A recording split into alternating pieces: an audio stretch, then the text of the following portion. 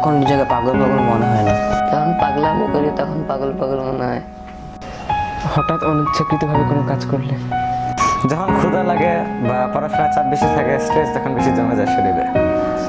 না, আমার পাগল লাগে না। যখন নিজে কখন একটা নতুন কাজ করছি একা একা। তখন রাগ উঠলে, কেউ উল্টাপাল্টা কথা বললে, যখন কোনো একটা কাজ করছি তখন যদি কেউ এসে অন্য কাজ করতে বলে, যখন কেউ আমার সাথে বাড়তি দুষ্টামি করে অথবা আমার কোনো জিনিস নিয়ে যায় না বলে, যখন আব্বু বকা দেয় তখন আমার অনেক রাগ হয়। যখন কেউ আমাকে অপমান করে, কোনো কাজ যদি আমি না করি আর ওই কাজের দোষ আমার উপর চাপা দেওয়া হয়, ওই সময় অনেক রাগ হয়। আমার কথা শুনে না বা কোনো আদেশ করেছি সেটা ঠিক মতো পালন করছে না, সে তখন রাগ উঠে। রাগ হলে ভালো কোনো কাজ করতে ইচ্ছা করে না, বা আপনজন যা বলে তার উল্টা করতে ইচ্ছা করে।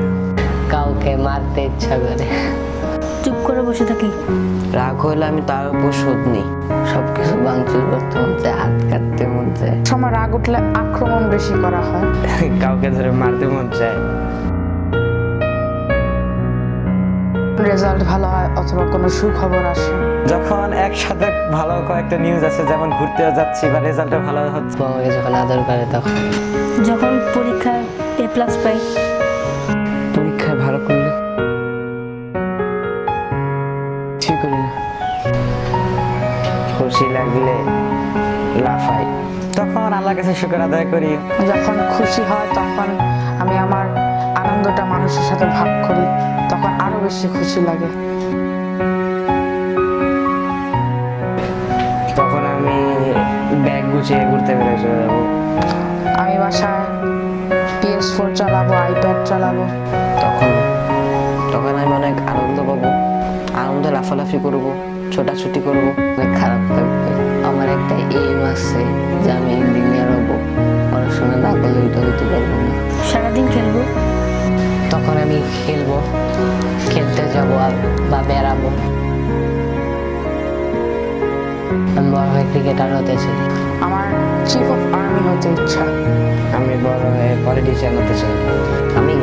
আমি বড় হয়ে পাইলট, সায়েন্টিস্ট। বড় হয়ে আমার ডাক্তার হওয়ার ইচ্ছা আছে। আমার আব্বু আম্মু তাই চায়, বড় হয়ে আমি মানুষের সেবা করি, ডাক্তার হই। আব্বু আম্মু চাই হচ্ছে যে ইঞ্জিনিয়ার, আম্মু চাই ডাক্তার।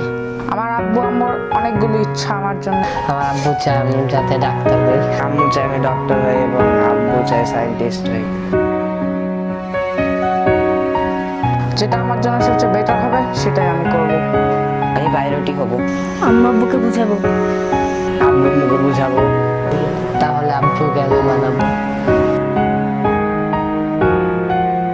আমি কখনো তাকে বাধ্য করবো না।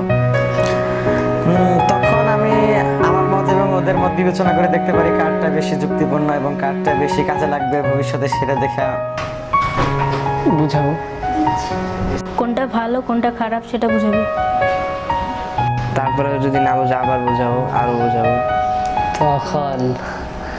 তখন আমি বুঝাবো। তখন আমি তাদের ইচ্ছাটা ইউটিলাইজ করে দেখব, ওদেরটা কি বেটার হবে নাকি না আমার চেয়ে বেশি।